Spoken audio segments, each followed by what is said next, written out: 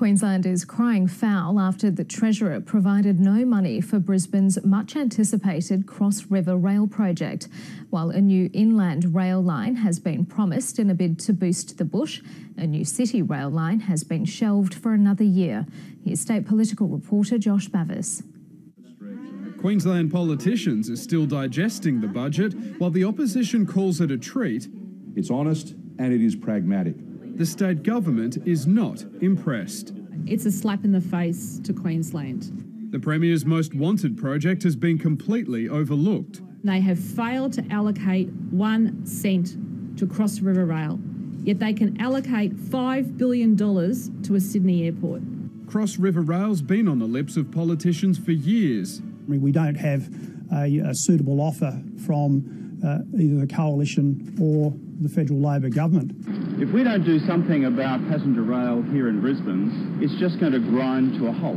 Writing out cheques, which is all your taxes, without doing the homework is a good way to waste money. So we're going to be very careful about it. Instead, the federal Treasurer wants states to put their cases to a new national suburban rail body.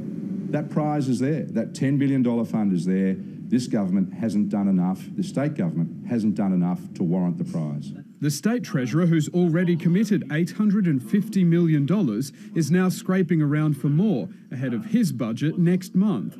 If there's no federal money forthcoming, we will need to look at funding options. But $844 million is being dished out for Bruce Highway upgrades, with $530 million of that to be spent on a stretch from the Sunshine Coast to Brisbane. And the federal government is investing in more than $8 billion to get the Melbourne to Brisbane Inland Rail project running by 2024. It's aimed at taking more trucks off our highways and growing regional hubs along the way.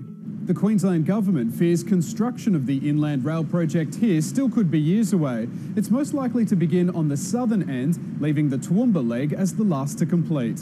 The Queensland section of the project is the most complex and difficult due to the amount of greenfield construction and complex engineering associated with the route over the Great Dividing Range. Now we're waiting for railway tunnels, trains and drivers.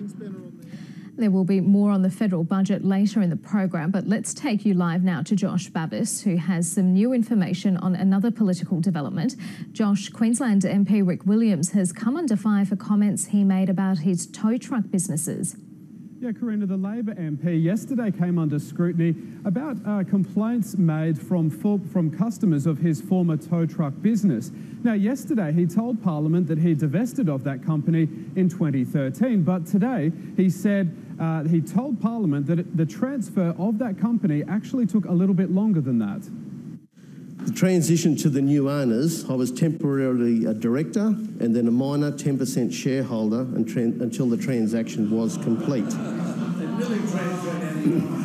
Thank you, members. Thank you. Thank you. I played no further role in this business. Now, tonight, the LNP is referring Mr Williams to the Speaker over those comments. Now, whether it's a frivolous matter or a more serious one, it's up to the Speaker to decide. It's also important to note that Mr Williams' wife owns a separate tow truck company. Josh Bavis reporting there.